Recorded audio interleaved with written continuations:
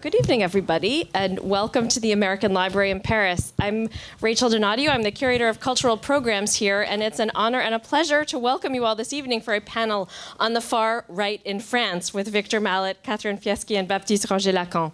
First of all, how many of you are here at the library for the first time? A couple. Okay, well, welcome. We are an independent nonprofit organization. We are the largest English language lending library on the European continent. We are a home for the thoughtful and curious, and we're glad to welcome you for one of these evenings with an author that we hold to talk about books and contemporary affairs and many other topical issues, few as topical as tonight's. Ahead of next year's national elections, we know that the far right is gaining ground, so we're delighted to talk to all of you about this. I'm going to introduce our speakers. Victor Mallet is a journalist, editor, commentator, and author with more than 3 decades of experience in Europe, Asia, the Middle East, and Africa with the Financial Times and before that Reuters. Based in Paris, he was previously the FT bureau chief in France and now works as a senior editor on the FT World Desk. And he will be talking this evening with all of us about far-right France, Le Pen, Bardella, and the future of Europe. His other publications include River of Life, River of Death about the Ganges, and The Trouble with Tigers, the Rise and Fall of Southeast Asia. A big round of applause for Victor.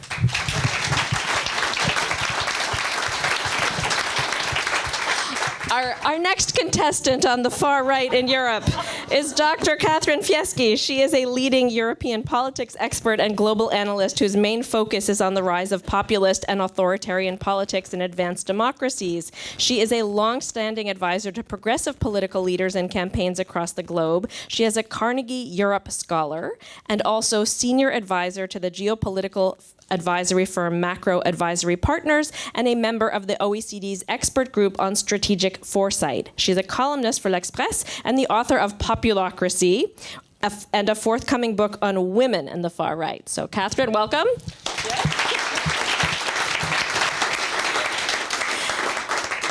And finally, Baptiste Roger-Lacan is a historian and screenwriter, an ENS alumnus with a PhD in history. He researches counter-revolutionary cultures and the political right. He is a researcher at the Fondation Napoléon and teaches at Sciences Po and the Institut Catholique de Paris.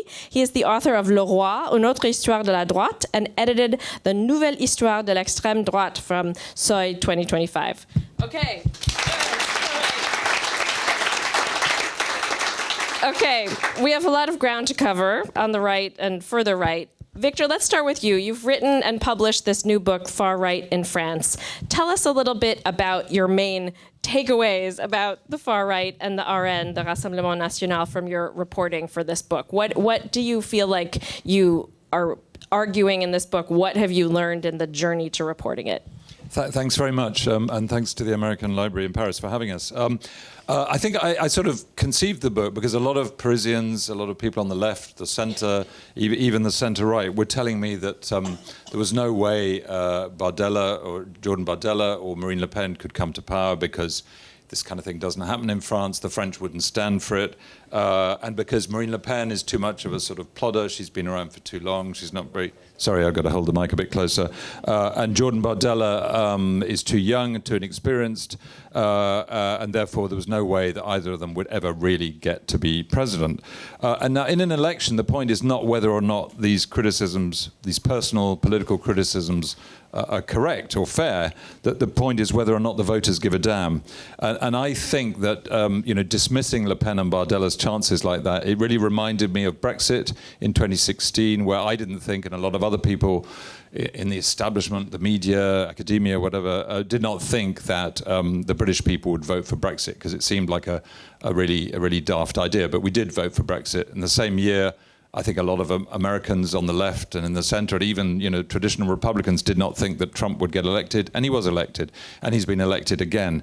So there is a lot of what you might call sort of collective blindness, a refusal, complacency, perhaps, especially on the left, but even in the center, about the kind of wave of populism, of far right nationalism that is really taking over, and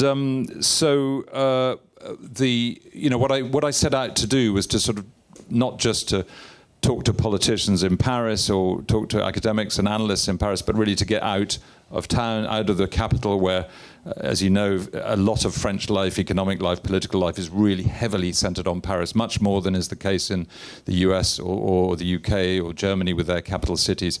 So, and going to these places, what I found was that the RN, the Rassemblement National, is not a kind of marginal party. It is a mainstream party if you think that it's a party that is supported by more than a third of the population.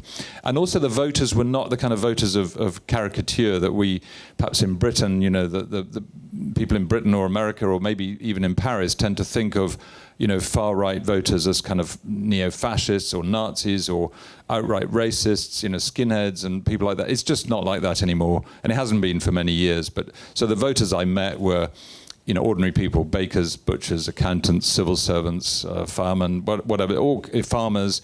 And quite often they were not even supporting the RN's ideas on race or immigration. And they would say, actually, for me, the big concern is the economy. The point is that however much the party is on the far right of the political spectrum, in terms of French life, it's very much a mainstream party. It's now the biggest party in the National Assembly, biggest party in the European Parliament, and it just has mass support, and that support seems to be growing. So, there is a high chance that Bardella or Le Pen will get elected in 2027 and will then also perhaps win the election for the National Assembly that will almost certainly follow immediately. Thank you.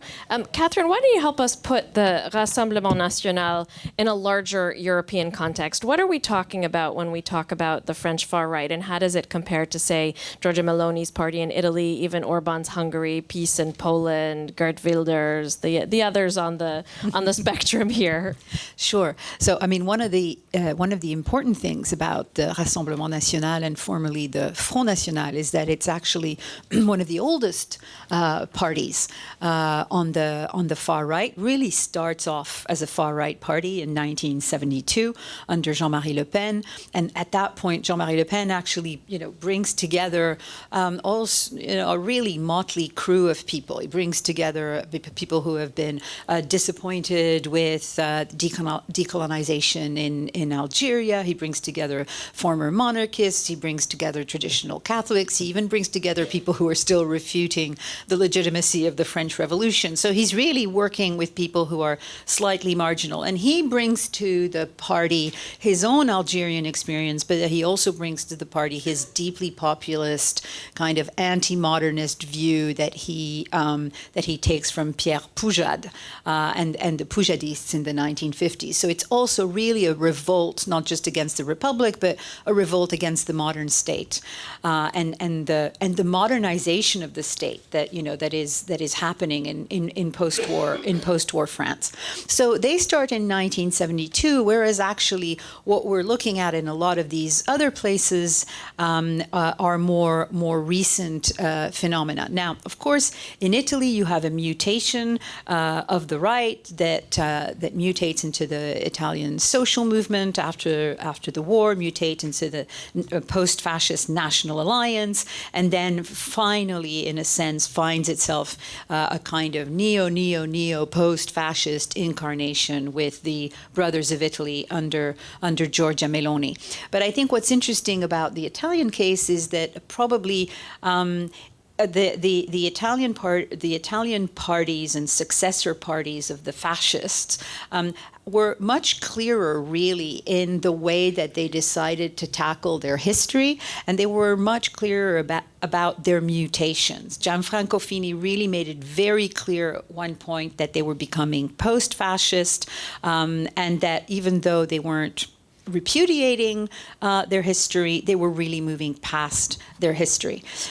Whereas, we're dealing with different, with yet very different incarnations in Hungary, where really, it's obviously a completely different kind of context, because a post-Soviet context, a liberal party that mutates into a kind of nostalgic, ultra-conservative party when globalization kind of goes wrong for Hungary, and then, really draws on a kind of nostalgia for a greater Hungary and for the Austro-Hungarian Empire, which really feeds Fidesz. And then, just to finish off this brief kind of European tour, if you look at the Netherlands, that's really an incredibly interesting set of developments, because you've got Geert Wilders now, who had finally made it into power, only held on for about a year, and this is somebody who is so typically Dutch in his kind of outspokenness, in the way that he has kind of navigated this incredibly fragmented party political landscape quite flamboyantly.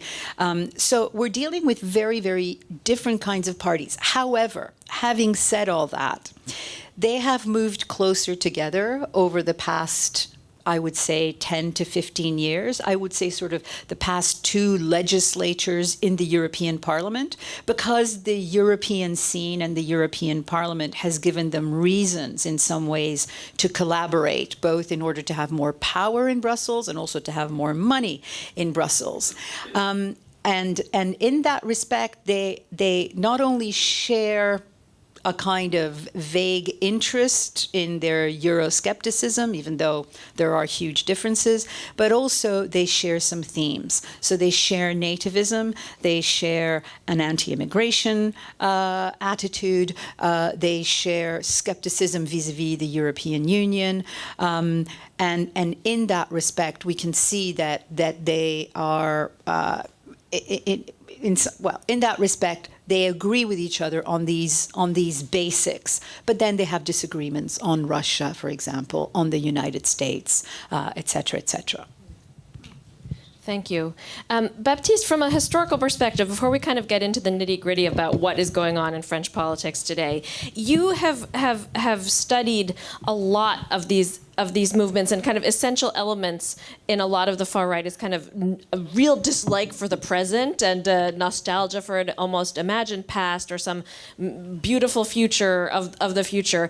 Also, as Catherine says, the RN has a lot of these, Vichy nostalgia roots. And tell us a little bit about how much you think the kind of World War II chapter, and then also the Algeria, this is a party of kind of Pieds Noirs that's now become a party of the left behind working class. How much are the roots present in today's party? Well, as far as the memory of World War II, it is a bit more distant today. Marine Le Pen has clearly stated from a very early point in her tenure as president that she would not tolerate any public expressions of negationism or support for Vichy.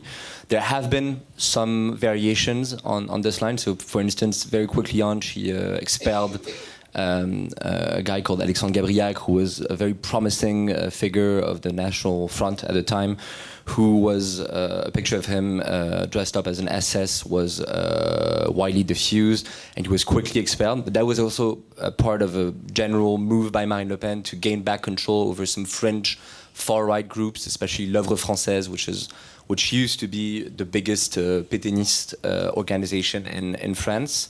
But when it came when her father's multiple declarations from 2010 to 2015 came up, she actually waited for 5 years before she expelled them. So there have been some sort of variations depending on your level of proximity towards the heads of the party.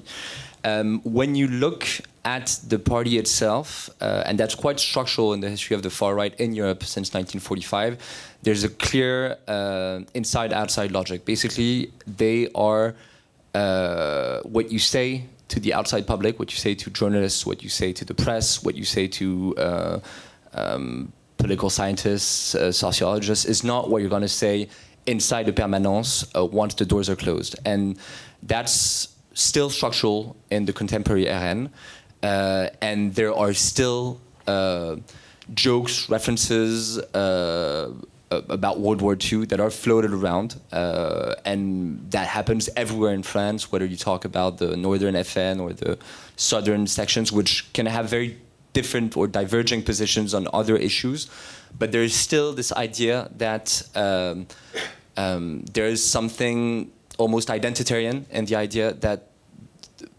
you can play around with World War II and with these references. That being said, and with the massification of the party, it is not as central as it used to be in the 70s, the 80s, and the 90s, where negationism was almost a core component of the identity of the National Front. As far as Algeria goes, it is still very present in the southern sections. It's very present when you look at the broad southeastern portion of the country, which is still one of the strongholds of the National Rally. The next regional elections will happen in 2028, I think. Whatever happens during the presidential, I think it's safe to say that the National Rally will win Provence-Alpes-Côte d'Azur, which for the first time will mean that the RN actually gains full control of a regional executive. And over there, the Algerian war is still very much present. For the old militants, for whom it still acts as a detonator of the reason why they switched from all the fringe groups that existed in the 60s to this party that kind of seized the Pied Noir memory, identity, etc. But also for the younger generations who feel like the Algerian war is being replayed in France, and that what had happened, the fact that they had been expelled, or that the Europeans had been expelled from their land in Algeria, was actually replaying in France with the so-called grand placement theory. So as far as Algeria goes, I think it's still present. That being said, I think the National Rally is quite original in the sense that, at least under Marine Le Pen, it doesn't have a very clear vision of its fantasized past, and it doesn't have a very clear vision of the future it envisions for France. If I had to define what their fantasy of the past is, and it's actually, they have this in common with Éric Zemmour, it's probably a sort of sepia kind of glossed vision of the 1950s and the 1960s in France, basically les Trente Glorieuses, no unemployment, people of colors literally knowing their place in the country, still an idea of France being a world-class power, but it's very vague. And I feel like their vision of the future is very vague as well. I think the only thing that kind of binds the party together is this kind of magical idea, this magical thought that if you take out immigrants of the problem, everything will be restored. Basically, you will not have a debt and a deficit problem in France anymore. You will not have an unemployment problem anymore. No violence. Every single issue that you can imagine in France today will be tackled with the suppression, which is actually not even, their policies are not very clear, but by suppressing that we don't have any percentages in France, so I guess 10% of the population that are not white, basically. But it's very vague, and it's, I think, one of the main strengths of the National Rally today is the fact that they can play on this extreme vagueness, this appeal of having never been in power, and of the far right actually having rarely been in power in France. And so I think that's why Marine Le Pen intentionally plays on this very vague platform. That's an excellent and succinct summary of the situation. But in spite of this vagueness, they're hugely powerful and potentially could win next year. Victor, do you have any response to or Catherine, you want to just bounce this around? Well, just that last thing is really interesting. The issue of incumbency, I think, is really interesting. I mean, I think one of the main reasons that Viktor Orban lost in Hungary was that he had been there for 16 years and he had done very badly on running the economy, and he was mired in corruption scandals. And although Jordan Bardella was very, very disappointed, as we know from his autobiography in 2024, not to be made prime minister, in terms of his presidential bid, it's probably the best thing that ever happened to him, because it means if he had been prime minister, in other words, if there hadn't been the sort of Front Républicain in the National Assembly elections that were rashly called by Macron in 2024, then the RN would have won the second round as it won the first round, and it would have been there. He would have been named prime minister, and then he would be prime minister now. And by the time of the election, he would have been prime minister for 3 years, trying to run in a cohabitation with Macron a dysfunctional economy with massive debt, And I think the voters would say, well, hang on a minute, these guys are no better than the last lot. As it is, he's completely untainted by power, and he can go into the election with no stain of ever actually having run the country. So that issue of incumbency is really, really important. I mean, it's the same with Geert Wilders. I think you mentioned, one of the reasons that he is not in charge anymore is that he had a go and he wasn't able to do anything. Admittedly, it was in a sort of complicated Dutch coalition government. But the point is that once you put people in power, as Baptiste was saying, if they don't have clear plans and if they can't execute those plans, then things go wrong, which is why it was so important for Democrats with a small d that Viktor Orbán did not try to interfere in the outcome of the Hungarian election, because he lost so badly. There was no way that he could have done that effectively. No, I think you're right. The incumbency point is important. It's important both ways, because these are parties that run on a platform that the French call dégagisme. It's really get the scoundrels out. So they are well up on the importance of incumbency. I think what's really interesting is the vagueness of the program, at the heart of the Rassemblement National. And it's a kind of double vagueness right now, because first of all, until July 7th, we're not 100% sure who's going to be running for the Rassemblement National, and the two are not interchangeable. Marine Le Pen has a different kind of experience. She's got a lot of the parti cadre behind her. She's got I think a relationship to Europe which is much more complicated and much more brutal potentially than Bardella, and of course he is an untested, untried young man, and one of the reasons why he's vague is that there's just not a lot there. That's one thing, and let's be honest here, right? In his brain or in the policy? Neither, right? Okay. I think that one of the issues here that we need to keep in mind is whether somebody like Bardella can actually survive the marathon that is a French presidential campaign. I think that she has experience.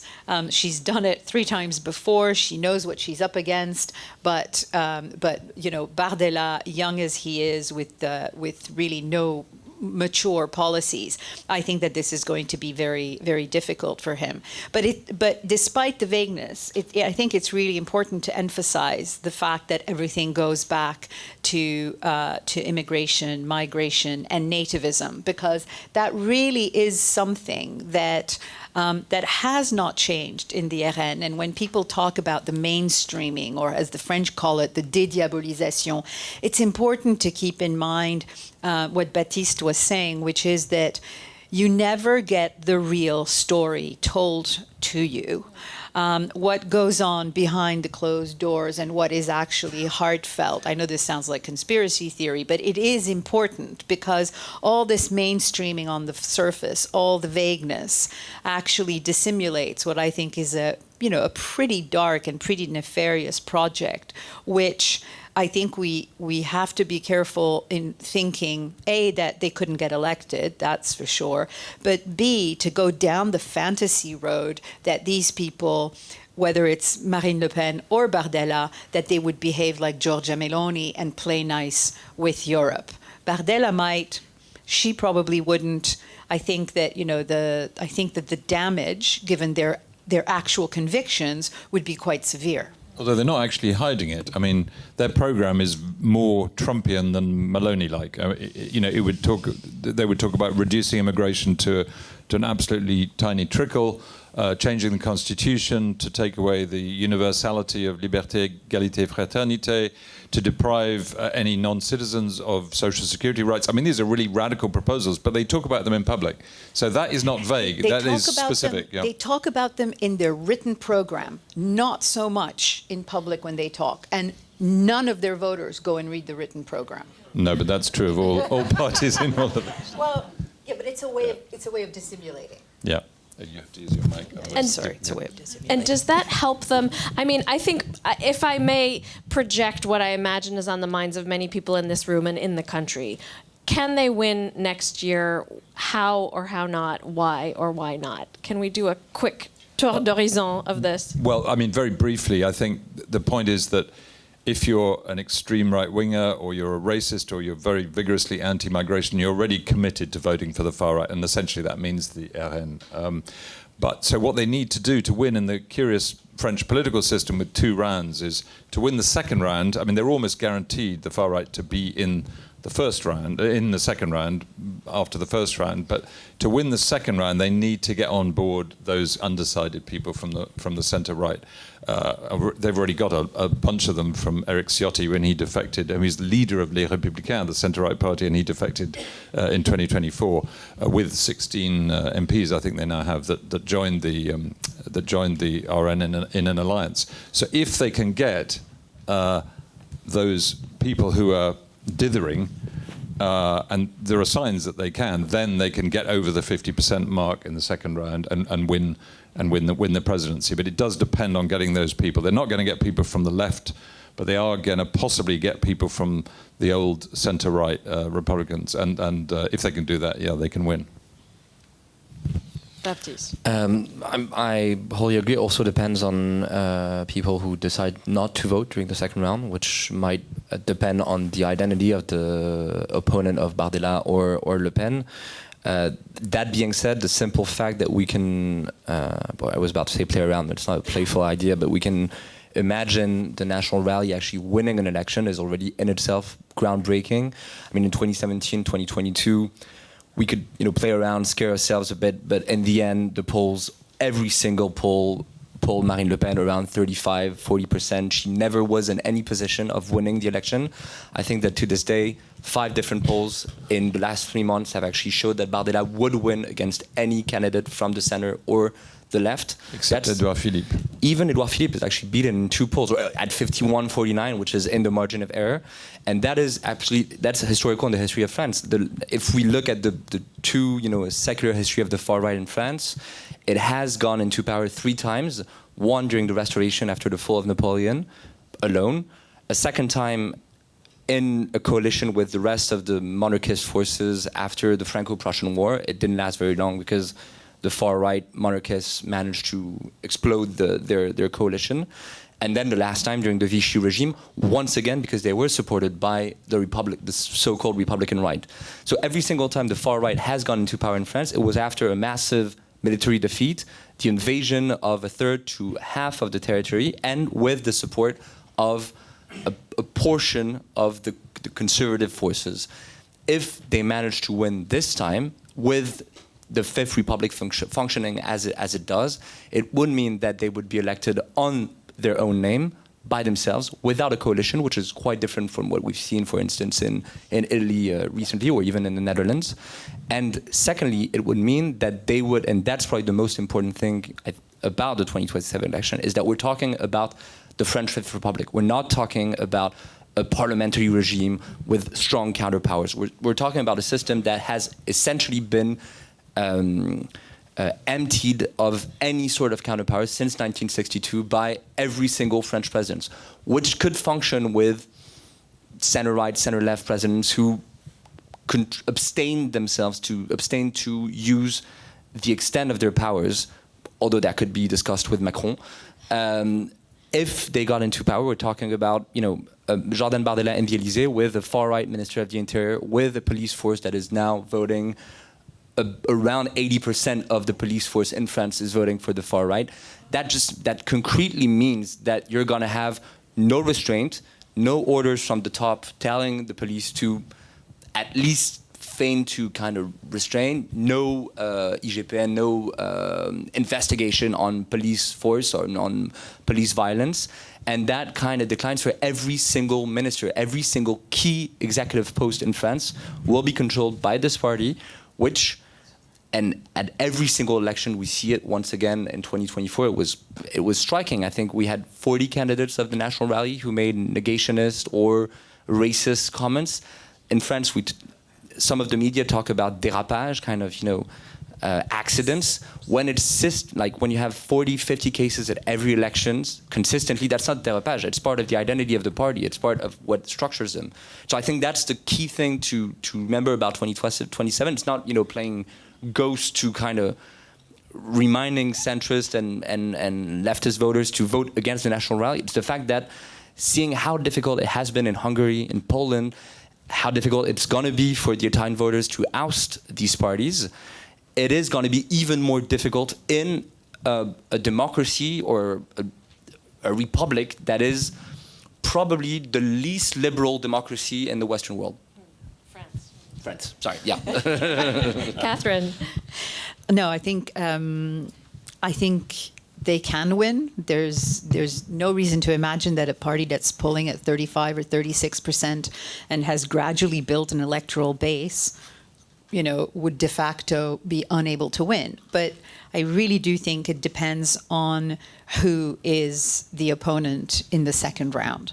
And that is something that is another frightening thought, because when you look at how the French react to different political personalities, they are even more allergic to Jean-Luc Mélenchon than they are to Marine Le Pen or Jordan Bardella. So this idea that, he's an even more toxic presence would mean that, in a contest between the far left and the far right, either of the candidates would probably walk it. We have a fragmented left. For now, we have a fragmented right, but a fragmented right that is sliding right. And this is one of the issues about how much of a union of the rights would actually come about to support Jordan Bardella or Marine Le Pen. So I think, it is, I'm not one of these people who thinks it's a foregone conclusion, far from it. But I really do think it's magical thinking to not take it seriously as a possibility, and therefore talk to voters as though, A, it's a serious possibility, and if they were to come to power, this is a very particular set of institutions which they will be able to control in very particular ways. I think that's really an important point. I mean, when people talk about Giorgia Meloni, maybe it'll be like that. Meloni has very little power compared to the president of France. The French president, as Baptiste points out, has a huge amount of power. Victor, you look like you want to say something. I was just going to... go back to that point about Mélenchon. Yes, I mean, accidents happen in French elections. You remember Fillon in 2017 didn't get elected basically because of revelations about his wife, working or not working as his parliamentary assistant and being paid for it. And the other thing is that in the last two presidential elections, Jean-Luc Mélenchon was within a couple of percentage points of getting into the second round. A lot of people forget that. It was very, very close. And if, as Catherine was saying, if he were to get into the second round eventually this time, it's sure that either Bardella or Le Pen would beat him hands down. So it does, defeat for the far right does depend on there being somebody almost certainly from the centre-right, unless there's some amazing Mamdani-like charismatic left-wing candidate we don't yet know about, which is not impossible, then it's got to be someone probably from the centre-right too. And then you have the whole argy-bargy about whether or not the centre-right is actually already sliding far to the right. I mean, Bruno Retailleau, the leader of the LR, I mean, his policies on migration are almost indistinguishable, I think, from those of the RN. So. And this is one of the ways that I envisage, this happening, is that you just get a kind of a melding of the far right and the right of the centre right, and that brings them to power. That's one way it might happen. In a coalition, or? Well, we don't know, obviously. Right, that's the big question. Anything can happen, and this sort of two-round system just leaves open all kinds of possibilities of accidents. I mean, it could be an accident that goes against the RN, or it could be one that's in their favour. We don't know. But in a sense also, we're looking at a three-round system, aren't we? Because we're looking at the 2 rounds of the presidential election, and then we're looking at the legislative elections. And here, the possibilities are wide open. Do we have a traditional French reflex, which is, we're now going to give a majority to the president that we've just elected, which has happened every time, I think, in the first presidency of first term president, they've always had the parliament on their side, I think. Yeah, it's a real, it's a traditional reaction. We're going to give them the means to implement the program that we voted for. I think that's right. But if this is an RN president, are the French going to say, well, we gave you the keys to the Élysée, but it's this far, but no further? And I think, what is also likely is, a figure like, for example, Édouard Philippe gets elected, and he will be faced with exactly the same kind of National Assembly that we have now. So the best case scenario is basically a standstill, as far as I can see, which is not a joyful thought. Were you going to add something or no? No, I fully agree with the fact that a center-right president would be in a very dire situation, and we're not talking about a country that is doing too well right now. So that's kind of the other main issue, is that even if Jordan Bardella is not elected, France is back for another maximum 5 years of complete deadlock, which might be resolved with another dissolution in 2028 or 2029. And we can enter the principle of the Fifth Republic was based on a fantasy that the Third Republic had been dysfunctional, which is, I think, a successful Gaullist mythology, which is not based in fact. But the fact is that the Fifth Republic managed to be quite stable for almost half a century with solid majorities, which, for that matter, was new in France. A dysfunctional Fifth Republic is probably the worst of both worlds. You have a strong regime, not to say authoritarian, and then you have institutions that have no means of functioning, no ways to actually walk around them, and with that matter, and at a moment where we actually need some strong decision making in France, that also plays in fact, if they don't win this time, that also plays in their narrative. That also plays in RN's narrative. If it's not 2027, then it might be the election after. Well, one of the strongest arguments for the RN that they use is when people say your economic numbers don't make sense, your economic policies don't add up. There's no way you're going to raise this much money from stopping social security payments to migrants or by ending fraud. And they say, well, but the economy isn't doing very well at the moment, is it? And that's actually a good argument. It's true. We had Bruno Le Maire, who was a very orthodox finance minister for 7 years, I think. And, the debt has gone up. The deficit is out of control. And this is, the RN's argument is, well, we can't do much worse than these guys. And it's quite a strong argument with voters, I think, because voters are feeling the pain of this and they like to feel it more. So it's very difficult to argue against the RN's sort of not very coherent economic policies when the current economic policies are not very coherent either. I was just going to raise a related question, which is that in terms of economics, the growing sort of little background music that the business community in France is already kind of leaning toward the RN and kind of made its peace with it, which I think it's probably somewhat exaggerated. I mean, it's a good story for the RN to peddle, and it's one of the few that Bardella has been even mildly convincing on, is his burgeoning relationship with some of the grands patrons, as they say.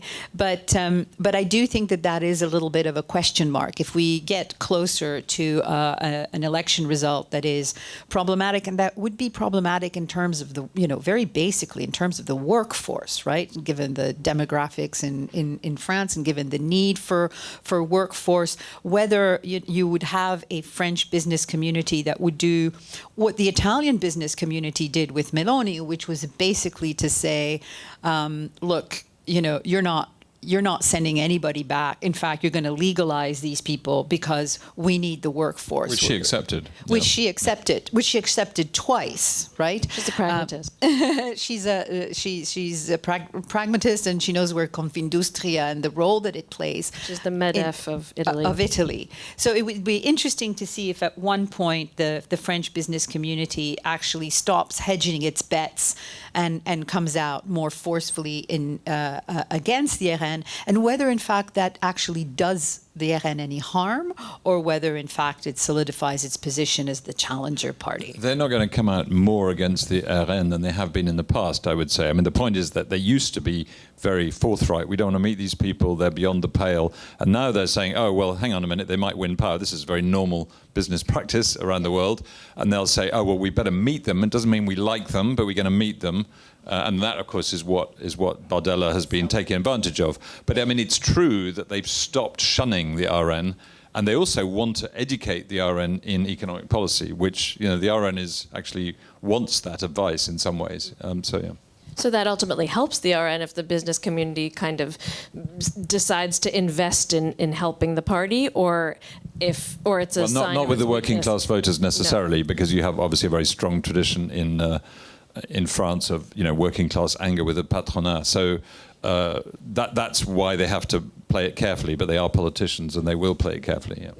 I wonder about the media element to all of this. There's been a huge amount of attention, as you all know, lately about Bolloré and the ouster of Olivier Nora from the Grasset Publishing House. Bolloré, who now owns CNews, Europe 1, Hachette, the Journal du Dimanche. How important is this for advancing a far-right agenda in France? Or ultimately, did not that many people read the Journal du Dimanche? I just wonder how, Jordan Bardella is huge on TikTok. When you go out into the country and talk to people, young people say, like, oh, I feel close to him because I see him on the screen. Where do you see the media element in all this? Please. You answered the question in a way that the traditional media is important because it kind of sets the agenda. So yes, the Journal du Dimanche has become like the sort of Daily Mail or the Sunday Mail of Britain, and CNews has become like Fox News in America.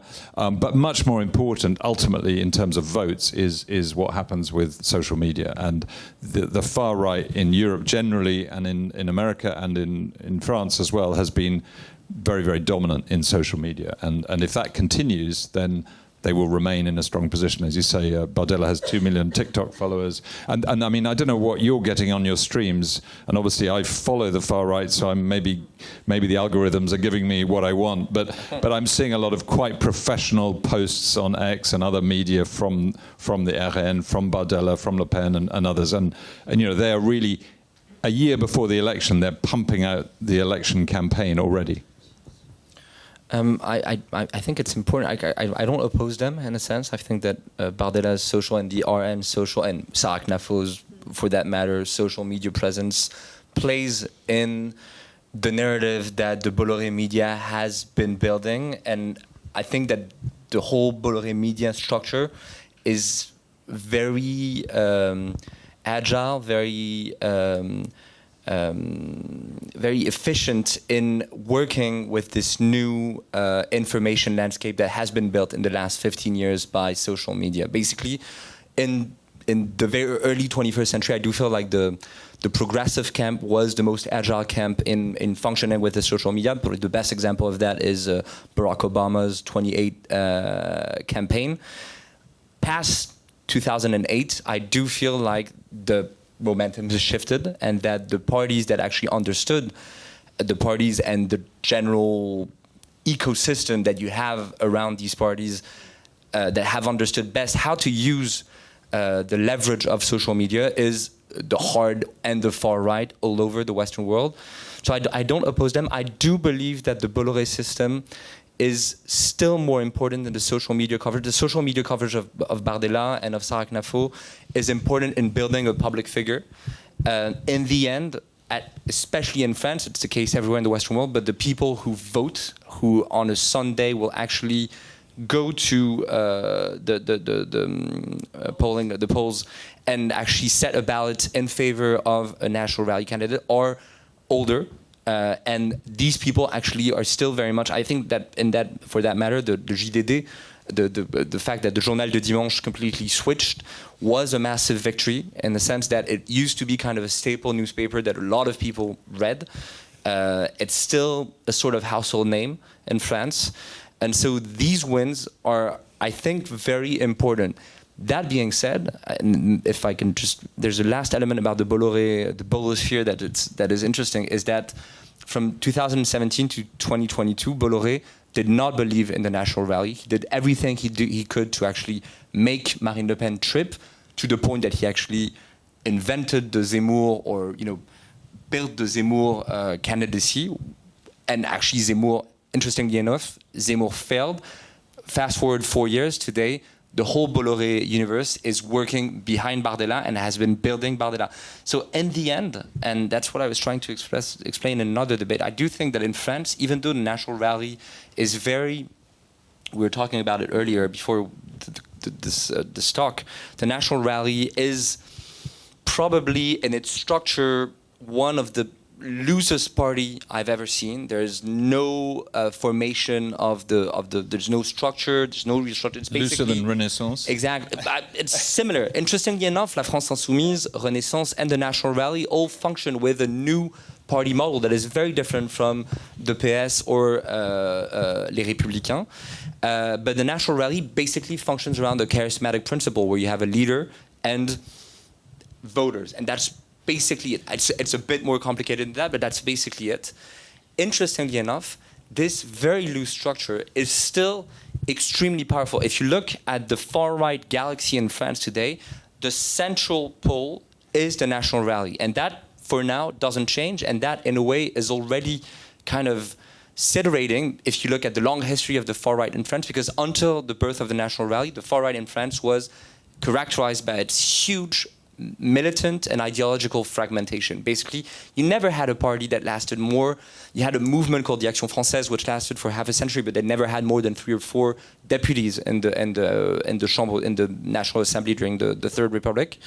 If you accept that, you never had a party that lasted more than a few years, and usually they had 4, 5, 6 rivals. Jean-Marie and then Marine Le Pen and now Jordan Bardella's ability to actually maintain the National Rally as a sort of common house, of a very nebulous common house of all the far-right forces in France, is in itself kind of a feat. And it is also very disquieting, because that's kind of what I was saying, is that if they don't win this, they're not going to go anywhere. And that's the ability of the National Rally to just endure, even after Marine Le Pen's catastrophic debates in 2017 and 2022, even after multiple accusations, proofs of racism, anti-Semitism in the party, etc., they're still there, and they're growing, and they're actually kind of calling the shots on the far right in France. Why did Bolloré switch to Bardella? Was it simply because he saw him as a winner? I think from what can be gathered of his reasoning, is that he realized that he couldn't go against the National Rally, so better work with the National Rally and try to craft a candidate that suited best his idea of what the candidate of the Union of the Rights was. I think he saw in Marine Le Pen, I think he was quoted saying that she was a socialist and a statist. Bardella, with his pro-business attitude, I don't know what Bardella thinks, and I think Bardella thinks what, where exactly. But I do believe that he thought that Bardella would be a more efficient tool in building the union of the rights that is, Bolloré's obsession in the end. I wonder if anyone's counted how many interviews with Bardella the JDD, Journal de Dimanche, has done in the last couple of years. At that point, he has a column, basically. It must be at least 20, right? It's extraordinary. Catherine, you want to add something, and then we're going to... No, just that the union of the right thing is important, and it's clear that Bardella is much more in favor of this than Marine Le Pen is, right? And so, that tells us something about things going forward, but also why Bolloré is effectively backing Bardella. I want to allow some time for questions from the audience, because I know we could. I have many more questions for you, but I want to democratize this and open it up. So if you could please raise your hand and ask a specific question, and wait for Riley to come around with a mic. Thank you.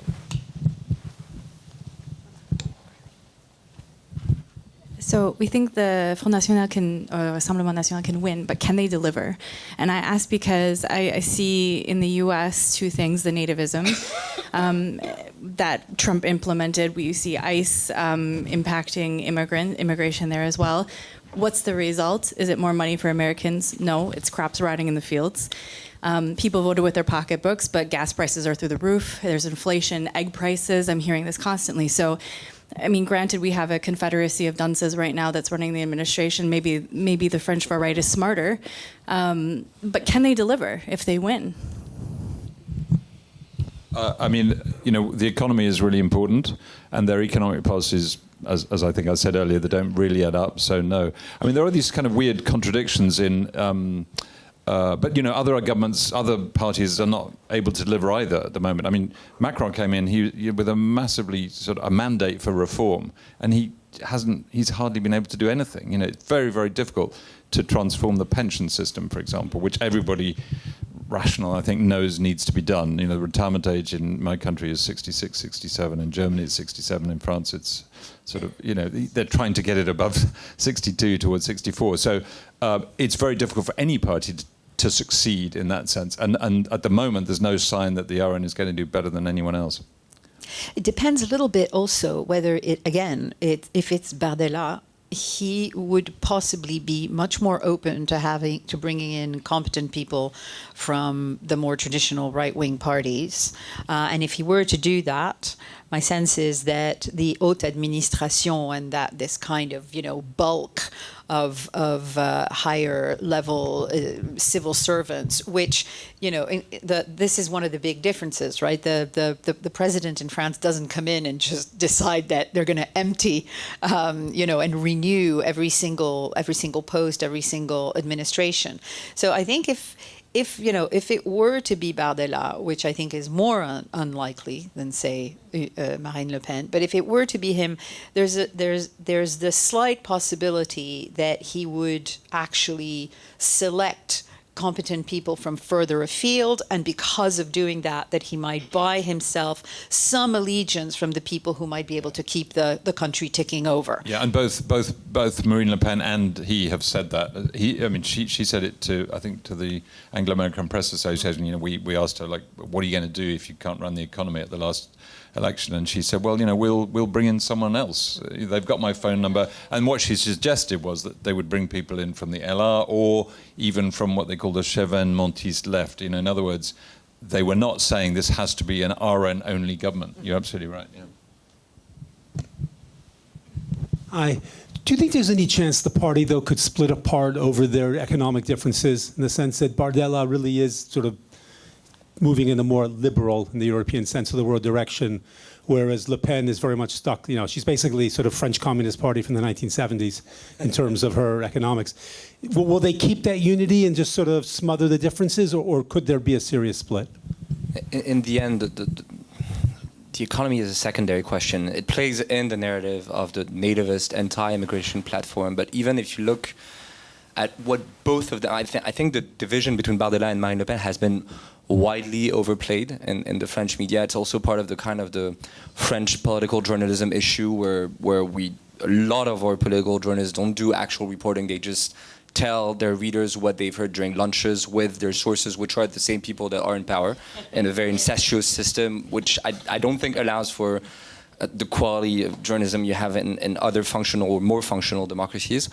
But that being said, I don't think they will. I don't think they will implode over that question, because the central issue for the leaders of the party, but also for their voters, is the question of immigration, and that actually plays in a question that is not economic, that is economic policy, which is basically that the typical RN voter, doesn't see the world in a dominance versus dominated, which was the kind of class division that was very structural in French politics for most of the Fifth Republic. What we see today is a form of triangulation of their vision, where they see themselves as being threatened and oppressed by an out-of-touch elite, les Parisiens, basically, to simplify, which is the elite of the diploma. It can be a bit different when you talk about actual entrepreneurs, business leaders, etc., depending on where you are and what kind of RN voter you're talking about. But there is they really don't like us, basically, journalists, professors, etc. So there's that, and there's also the idea that they're threatened, and in a way, threatened being replaced economically, socially, culturally, by people who are under them, and who are the immigration population. And there's this idea, there's this resignation amongst RN voter where there's somewhere they have accepted, I'm not saying that I agree with this vision, but they have accepted the fact that they will not be able to topple this elite that oppresses them. They do believe that they can put in check the diploma elite, and that they can work with the business leaders, and they do hope that the RN, once in place, will put the non-French working class in their place, and that's the main issue. That's the main leverage today for the RN vote. And Bardella and Marine Le Pen have consistently said to answer the first question, that they would deliver on that issue. And once again, saying what does deliver mean on these issues? Will there be some ICE-style raid, French-style raid? I do believe that something like this could happen in France. Will there be some sort of Meloni-style kind of massive, probably a new visa, which is exactly what has happened with Meloni. Meloni is a pragmatist, but what has happened in Italy also plays in her narrative. What she has done is basically legalize the normalized and socially accepted racism that is, if you spend more than 2 weeks in Italy, you realize that Italians really have an issue with race. What she has done is basically give out a million visas, which can be revoked like this by the employer, which basically legalize a form of outside European form of slavery with low-paid wages, low-paid contracts that support the Italian economy, but that in no way transform her and her electors, her voters' social and racial projection. So no, I don't believe the economy will be a factor of division in the RN. If the party implodes in the next months, years, it will be about a clanic power grab as it has happened 2 or 3 times in the history of the National Front. Yeah. Sorry, that was a very long answer. Hi, thanks for all the talk.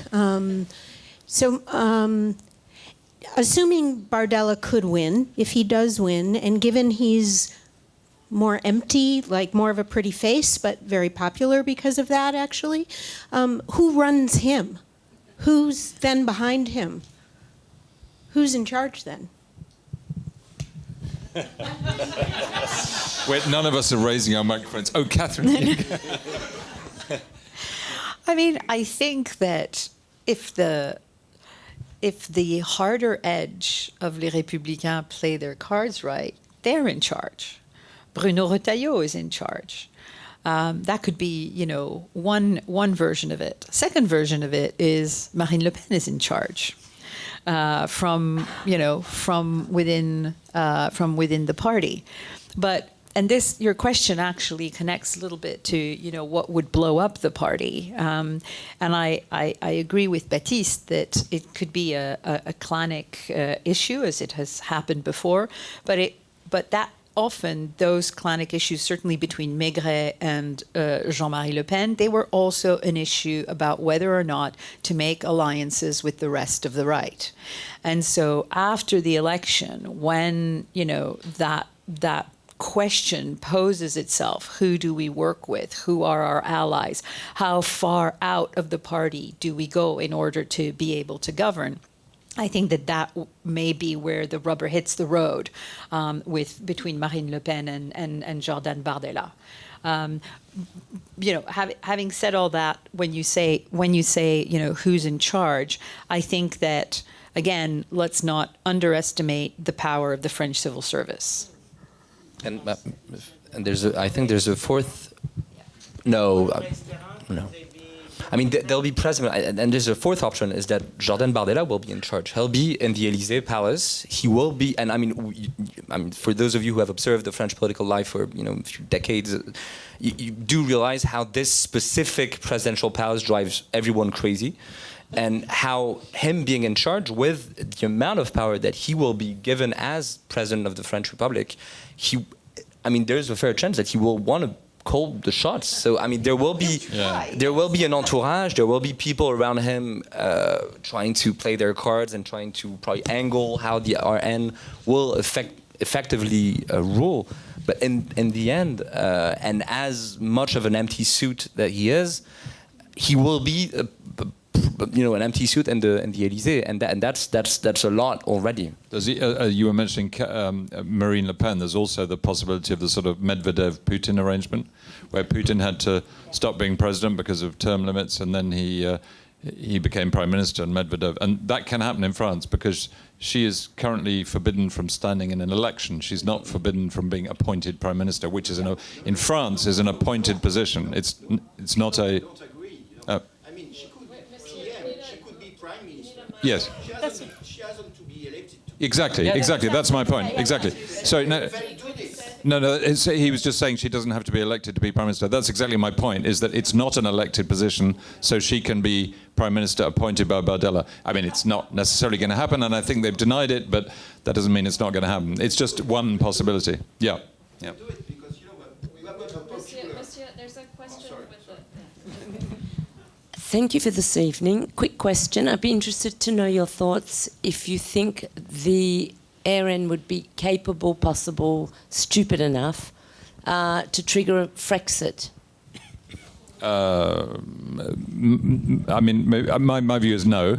I mean, they already decided, I think, between the two rounds in 2017, wasn't it, that they withdrew their policy of, they cancelled their policy of Frexit and leaving the euro because it was unpopular with French voters, and it still would be unpopular with French voters. So the short answer is no. What they want to do is undermine the EU from within, make it basically a powerless, loose federation of nation states that can't do anything, will no longer control everything from, pesticide use to the price of energy, and that's their game, if you like. Of course, they need support of other states in the EU to do that, but it would. I mean, an election of the RN would have a devastating effect on the European Union and NATO. Including because in order to implement some of their policies, particularly préférence nationale, they would be running, against a whole number of treaties and of implemented legal arrangements. So, the truth of the matter is, and it goes back to what Baptiste was saying earlier on, which is that there's what you say publicly and what you say on the inside, is that actually if they were to go through with, the program as they stated, they would be actually creating such chaos and such breakage with our European partners that it might not be called Frexit, but it would be an extremely serious blow to our relationship with Europe. And they might face a meltdown in the bond markets, which is what happened to Liz Truss. I mean, this is like, I think this is the fear, and the reason why you might have a pragmatic RN government is precisely that, because ultimately the bond markets, I know him from the Financial Times, but the bond markets do rule everything. Who was it who said he wanted to be brought back as the bond markets because everybody was scared of them anyway? They're massively important in fact, there was a rather good book, I've forgotten the title now, but it was coming like Dystopie 2027 or something about a putative RN government under Marine Le Pen, and of course they have a financial meltdown and they end up having to go to Germany to plead for money. I want to do a very short, quick thing before we close. I know we've gone over, but this is really an important subject. What's the best thing that could prevent them from coming to power next year? Another Brexit. But, Another Brexit? Another Brexit. Of another European country showing that... Or, I think Brexit itself, or, a German exit, a huge European country leaving the EU and going into meltdown. I agree that it would be an international thing. Now, I've always thought that something that Trump did, catastrophic, could be severely damaging for the RN and other far-right parties. But astonishingly, electorally speaking, in Western Europe, so far, despite the Iran war and increasing petrol and gas prices, it's done absolutely no harm at all in Germany or France. It did harm to the Anglophone countries of Canada and Australia. Well, they're also a Francophone country, of course, but immediately after Trump came to power. But the other thing that could... Trump catastrophe, particularly at home, where people would say, if we had worse than Minnesota happening in America, people would say, French voters would say, do we want that in our country? And I think they would say no. But the other thing is you could have a major threat from Russia, a more serious threat than what we have now, let's say attacking the Baltic states. And at that point, again, I think French voters are going to say, at this point, do we want a 30-year-old guy with no work experience as our president, or do we want to have somebody like Macron? Obviously, Macron can't be elected again in this round. Somebody in his mold who understands international affairs. And it's very noticeable that when you have a major war or international crisis, Macron's popularity, which is very low, starts to go up again. So I think there is that possibility that some kind of external disaster would trigger a rethink. But it would have to be a very, very big external disaster for it to overcome the importance of the migration issue and the economic issues that French voters really care about. Catherine, do you want to add something quickly before we wrap up? No, because I agree with that completely. So here we are under the French nuclear umbrella waiting for a cataclysm. Thank you all. Can we have a big round of applause for everybody this evening? Thank you so much.